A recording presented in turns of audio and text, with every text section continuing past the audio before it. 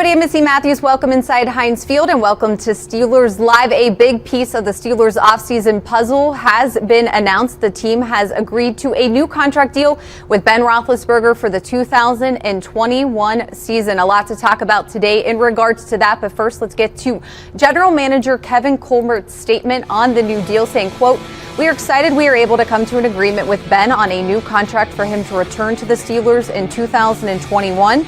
We know that Ben can still play at a high level and do special things for this team. Our goal remains the same, to put together a roster that will compete for another championship.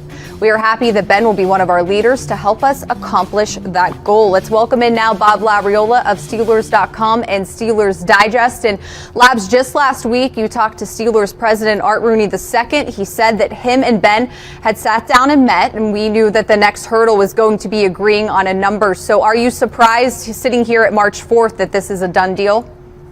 Well, first of all, Missy, happy Ben's Day. I think it's legitimate to refer to today as that. Let me just say this. Art Rooney II did say when we were talking that if there was a hard deadline, it would be March 17th because that's the first day of the new league year, also the day when all NFL teams have to be compliant with the 2021 salary cap, which we really still don't know the exact number.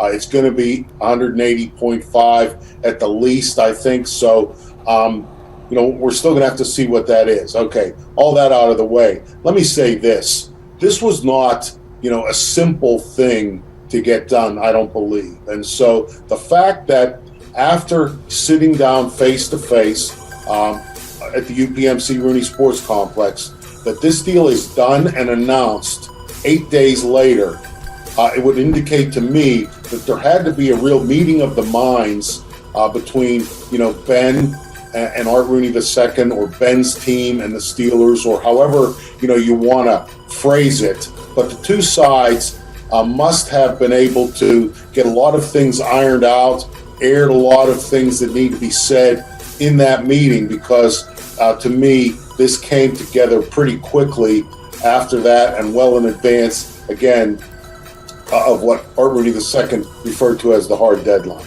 All right. We also received word that this is what Ben Roethlisberger said in regards to the new contract and getting it done quickly in the excitement for 2021, like you said, Labs. Ben said, quote, "It is my greatest honor to be a Pittsburgh Steeler and give my all for this organization. I am grateful to be at this stage of my career and more than happy to adjust my contract in a way that best helps the team to address other players who are so vital to our success. I love this game and love to compete, and I believe in this team and my ability to deliver when called upon. It all starts with great preparation, and I am ready to go." So based off of what Ben said, you heard what Kevin said, still competing for a championship, which is the Steelers' goal every year, Labs. And now looking a little bit forward past free agency and the draft, what do you anticipate the Steelers doing now that Ben's deal is done? Well, looking specifically at the quarterback position, I think that what this does is remove all need for the Steelers to spend any draft capital at the position.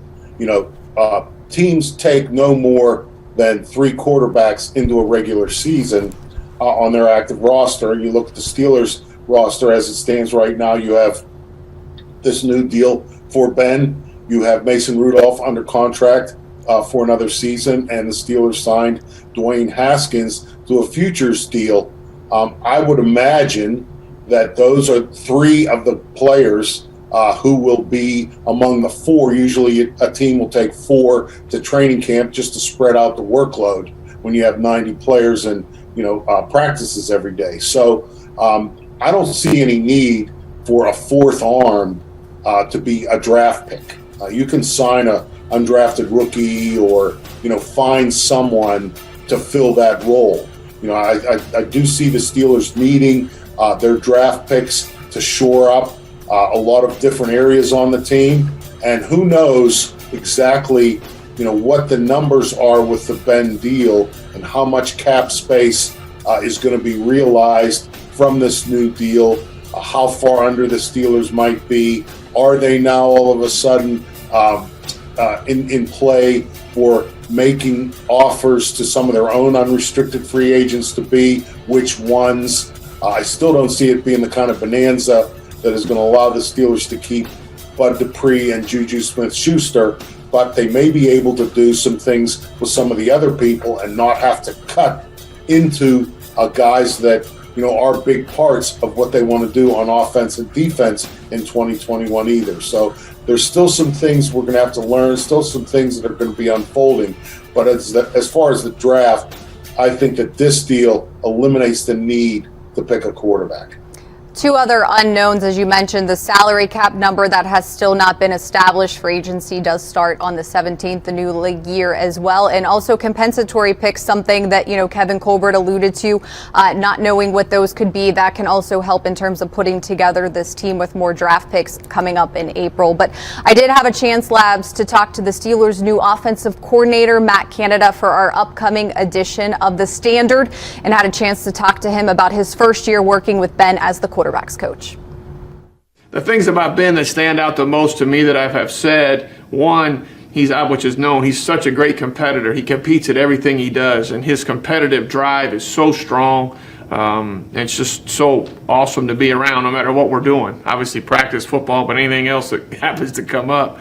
Again, that's probably been well documented. And then just his accuracy. And I said this to one of my buddies who's a quarterback coach somewhere else that I've known a long time. I wish young quarterbacks, I wish there was some way for them to be here and watch how he practices putting the ball in certain spots.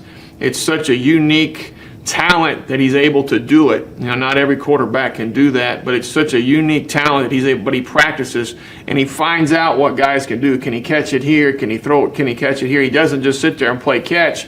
Even in practice, a good throw is here, but he'll practice because he visualizes what's going to happen in a game. Hey, I know the DB is going to be here. If I'm throwing it, it's probably going to be a low throw here. And he practices that.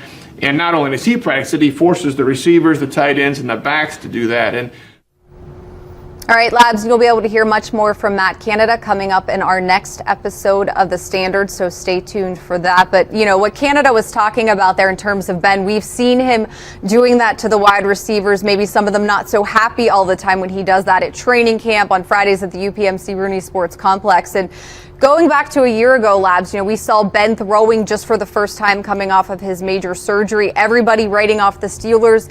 In your opinion, where do we sit here today knowing that Ben is back for 2021?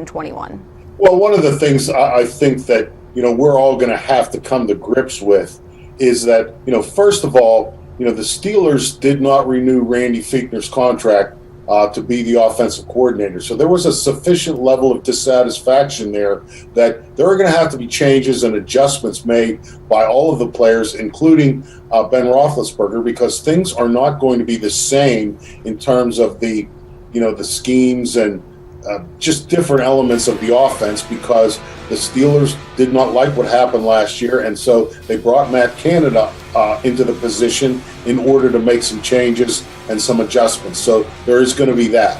The other thing to understand is, Kevin Colbert in a Zoom call a few weeks ago made the point that yes, there are going to be some different kinds of players maybe that the Steelers are going to be looking for to execute Matt Canada's style of offense as opposed to the previous style of offense. However, you can't make those changes, all of those changes, in one offseason. So there's going to have to be a gradual change in terms of getting the correct personnel all on board, and there's going to be some gradual change in terms of, adjust the players having to adjust to some of the things, wrinkles, new elements that Matt Canada wants to introduce and establish, as part of the new Steelers offense. So in terms of 2021, though, I think that, if you look back exactly 12 months from today, I don't believe that there were too many people who foresaw the Steelers, going 11-0, finishing 12-4, winning the division, in an AFC North that included the unbeatable Baltimore Ravens and the Super Bowl champions in waiting Cleveland Browns. So I don't know that the Steelers are going to be 12-4 and win the division next year. I wouldn't predict that now, but I also don't think that it's time to wave the white flag either, because different things happen. I mean, who knows? Again, at this point, nobody would have predicted for the Steelers that Devin Bush and Bud Dupree. Wow, couldn't think. Bud Dupree would both blow out ACLs and reshape the Steelers' defense. Maybe that happens to a different team in the AFC North this season. So, that's the thing about an NFL season. So many things can happen over the course of the 17 weeks, or maybe it's 18 weeks now. We'll find that out soon, too.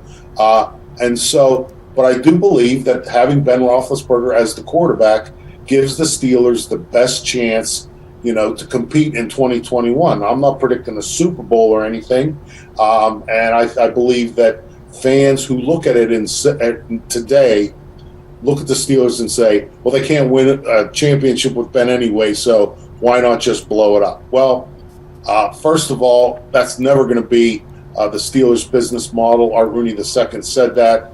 They don't believe in that, saying we're going to try and compete 2 or 3 years down the road. So if you're looking for a team that you can put on the field that's realistic within the reality of the salary cap and the roster and the understanding that you can't totally change things in one offseason, having Ben Roethlisberger back gives the Steelers the best chance to meet some of those standards. And now we just wait and see what happens. I think Ben is going to be extremely motivated. Matt Canada talked about what a competitor he is. We also don't know, at least I don't at this point, and I don't think that the release or the statements or any of that made this crystal clear if this is a farewell tour or not for Ben. And if it is, I think that motivates him a little bit more as well, because I don't think he wants the final memory of him as a player to be that wild card round game against the Browns. Yeah, just the thought of him and Marquise Pouncey sitting on the bench together, kind of, the last two to leave the field for sure. All right, Labs, always a pleasure to chat with you, and happy Ben's Day to you as well. All right, that's going to do it for this edition of Steelers Live. Thanks so much for joining us today. We'll see everybody back here next week.